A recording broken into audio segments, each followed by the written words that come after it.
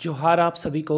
आज की वीडियो सिर्फ़ और सिर्फ़ आपको उम्मीद जगाने के लिए मैं नहीं बनाने वाला हूं। कुछ फैक्ट्स के साथ हम लोग बात करेंगे। मानसून सत्र भी शुरू होने वाला है झारखंड विधानसभा में। इस बारे में पूरी बात आपसे की जाएगी कि कैसे आप झारखंड में सीटेट को वैलिडिटी दिला सकते हो या फिर एक जेटेट का आयोजन हो, उसके बाद जो है शिक्षक भर्ती हो।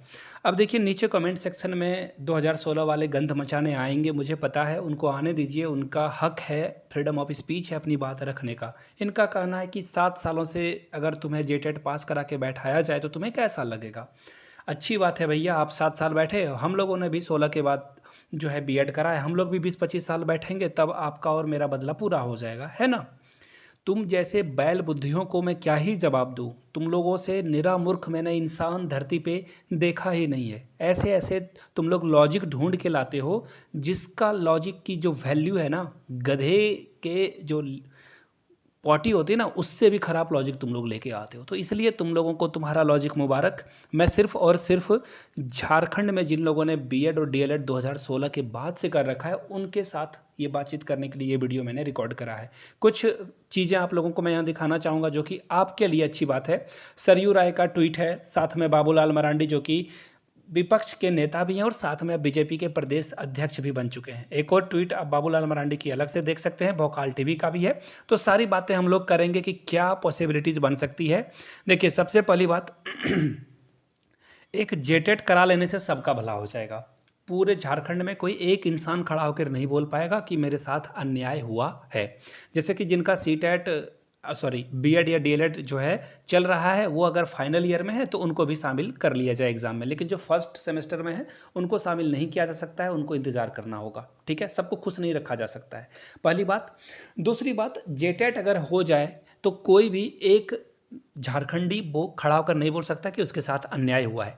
लेकिन अगर सी टेट को वैलिडिटी दे दी जाए तो बहुत सारे लोग नाराज़ हो जाएंगे कि भैया ये तो राज्य सरकार की भर्ती है, तो सी टेट को वैलिडिटी देकर आप एग्ज़ाम नहीं ले रहे हो, हम लोगों के साथ बुरा हो रहा है। बाय द वे, डिस्क्लेमर मैं आप लोगों के लिए बता दूं, मैंने सी टेट पास कर रखा है, लेकिन मैं सबकी भलाई सोच रहा हूं, इसलिए सी टेट को वैलिडिटी दिलाने की बात कह रहा हूं। जे टेट एक एग्ज़ाम को कंडक्ट कराने की बात कर रहा हूं। By the way, C TET को भी वैलिडिटी मिल जाएगी तो मेरा कुछ बिगड़ेगा नहीं, ठीक है। लेकिन वो बोलते हैं ना कि हम जानवर नहीं हैं, इंसान हैं, हम दूसरे के बारे में पहले सोचते हैं फिर अपने बारे में सोचते हैं। यही हमें जानवरों से अलग करती है, यही क्वालिटी इंसान की जो जानवरों से अलग होती है। ठीक है, चलिए अब देख लेते हैं बाबूलाल मरांडी जी ने क्या कहा है और इसके क्या मायने हैं। अगर 2016 के बाद झारखंड में टेट की परीक्षा नहीं हुई है तो राज्य सरकार सीटेट के अंक को मान्यता दे दे, यानी कि सीटेट की वैलिडिटी की बात कर रहे हैं। इसमें क्या परेशानी हो सकती है। झारखंड के बहुत सारे छात्र बीएड की डिग्री होने के बावजूद शिक्षक भर्ती में शामिल होने से वंचित कर दिए गए हैं। नियुक्ति नियमावली स्पष्ट न होने के कारण ही मामला कोर्ट में जाता है और फिर हेमंत जी भाजपा को कोसते हैं। मुझे तो नौकरी देने की नीयत नहीं लगती है, सिर्फ वैकेंसी निकालकर वाहवाही लूटने की राजनीति के कारण झारखंडी युवा दर दर की ठोकरें खा रहा है। झारखंड के हर छात्र छात्राओं से वादा करता हूं कि हमारी सरकार आई तो स्पष्ट नियुक्ति नियमावली बनाएंगे और सिर्फ वैकेंसी नहीं निकालेंगे बल्कि नौकरी भी देंगे। ऐसा किसने कहा है? बाबूलाल मरांडी ने। और इनके ट्वीट को कोट करते हुए सरयू राय, जिन्होंने जो है भाजपा के पूर्व मुख्यमंत्री रघुवर दास को हराया था, उन्होंने क्या कहा है, मैं इसका समर्थन करता हूं, यह होना ही चाहिए। टैट की परीक्षा समय पर कराने की जिम्मेदारी सरकार की है। सरकार टैट नहीं करा पा रही है तो विकल्प के रूप में सी टैट को अपनाए। सरयू राय के बात से भी मैं पूरी तरह से सहमत हूं, लेकिन एक कैच है कि अगर जेटेट करा लिया जाए तो सबका भला हो जाएगा। अगर समय की कमी है, देखिए जो रियलिटी है ना उसके बारे में भी बात करेंगे, लेकिन एक और ट्वीट आपको मैं पढ़कर सुना देता हूँ। भोकाल टीवी का ये जो है ट्वीट है। शिक्षक बहाली में देखिए, सीटेट लागू कराने को लेकर जो है सरकार या फिर जो कुछ और लोग हैं उनका कहना है कि बाहरी लोग आ जाएंगे झारखंड में नौकरी लेने के लिए, यानी कि बिहार यूपी के लोग भी आ जाएंगे। और तो उनसे इन्होंने एक सवाल पूछा कि भैया सीजीएल पीजीटी के एग्ज़ाम और लैब असिस्टेंट के एग्ज़ाम में कौन सा सिर्फ झारखंडी एग्ज़ाम में बैठ रहा है, जो कि बिल्कुल फैक्चुअल बात है। देखना, लॉजिक की बात हो रही है, आप इस लॉजिक को अगर कहीं से काट कर दिखा सकते हो तो मुझे बताओ, है ना। लेकिन जैसा कि आपको पता है, सारी सरकारें को इलेक्शन जीतना होता है। इलेक्शन के समय आपके समर्थन के बिना सरकार जो है एक पत्ता भी नहीं हिलेगा।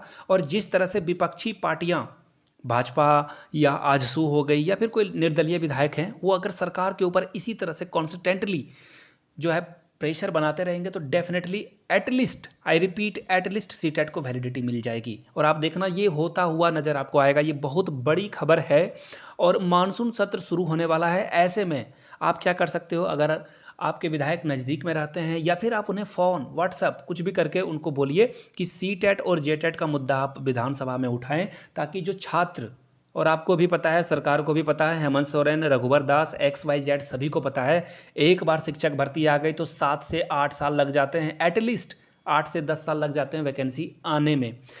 एज का रिलैक्सेशन सरकार दे देगी कि भैया 7 साल जो है आपको माफ़ कर दिए, ठीक है, 7 साल वैकेंसी नहीं निकली, 7 साल का एज बढ़ा देंगे। लेकिन जो 7 साल आपने अपने गोल्डन पीरियड खोए हैं, अभी आप पढ़ाई की एज में हो, 7 साल के बाद आपके ऊपर जिम्मेदारी आ जाएगी परिवार की, आपके बच्चे हो जाएंगे। महिलाओं के साथ ये ज़्यादा प्रॉब्लम आती है, महिलाओं के बच्चे हो जाते हैं, ससुराल में उन्हें काम करना पड़ता है, ऐसे में वो तैयारी करके कैसे जॉब लेगी। और 7 साल का समय बहुत होता है, आप समझ लो हाफ डेकेड से भी ज़्यादा का समय होता है, और ऐसे में 7 साल के बाद पढ़ाई ऐसे ही रह जाएगी क्या? तो ऐसे में आप लोगों से रिक्वेस्ट है, सरकार के ऊपर कॉन्स्टेंटली जो है प्रेशर बनाइए। अगर ट्विटर पे हेमंत सोरेन कुछ भी ट्वीट करते हैं, उनके ट्वीट को कोट करिए या फिर उनके ट्वीट या फिर फेसबुक पे रिप्लाई कीजिए कि सर जेटेट कराओ। जेटेट नहीं करा सकते हो तो सीटेट को वैलिडिटी दिलाओ। हर ट्वीट पे आप लोग जो है रिप्लाई कर सकते हो और मुझे ज़रूर वहाँ पे मेंशन कर देना। आई मिथुन सिंह मेरा ट्विटर आईडी है, वहाँ पर जाकर आप जो है सरकार को, आई मिथुन सिंह, कोई स्पेस नहीं है, मुझे भी मेंशन करें, मैं आपके ट्वीट को लाइक और रीट्वीट कर दूंगा ताकि सरकार के ऊपर कॉन्स्टेंटली प्रेशर बना रहे।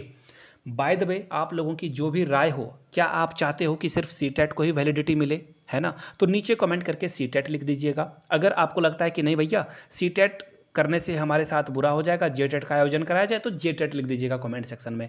आपकी जो भी राय है, फ्रीडम ऑफ स्पीच है, संविधान के अंतर्गत सभी को अपनी राय रखने का अधिकार है। लेकिन जेटेट वाले ने अगर कमेंट सेक्शन में गंद मचाई, आप लोगों की पूरी पूरी जिम्मेदारी है उनको लताड़िए और उनको करारा जवाब दीजिए, लॉजिक के साथ, मर्यादित भाषा के साथ जवाब दीजिए। लेकिन ये कुछ XYZ किस्म के इंसान होते हैं जो कि ऐसी ऐसी टट्टी टट्टी ये जो है लॉजिक लगाएंगे कि आपको लगेगा कि चाय छलकने पे, है ना, या फिर आपका मोबाइल आपके हाथ से छूट जाने पे जो शब्द निकलता है ना आपके मुंह से, पहला शब्द, वही शब्द आपको बोलने का मन करेगा इन चमन बहार लोगों के लिए। तो खैर कोई बात नहीं, नीचे कमेंट करके आप लोग अपने आर्गूमेंट को लिखिए। मैं जेन्युइनली आपके ओपिनियन को एडमायर करूँगा, प्यार दूंगा कि आप क्या चाहते हो। फ्रीडम ऑफ स्पीच, बातचीत का होना बहुत ज़रूरी है। नीचे कमेंट सेक्शन में अपनी राय जरूर दर्ज कराएं। वीडियो को आपने यहाँ तक देखा, इसे ज़्यादा से ज़्यादा लोगों तक शेयर करें, साझा करें और इस वीडियो को लाइक ज़रूर करें ताकि और लोगों के रिकमेंडेशन में ये वीडियो जाएगी, उन्हें भी सही जानकारी और ऑथेंटिक इन्फॉर्मेशन मिल पाएगी।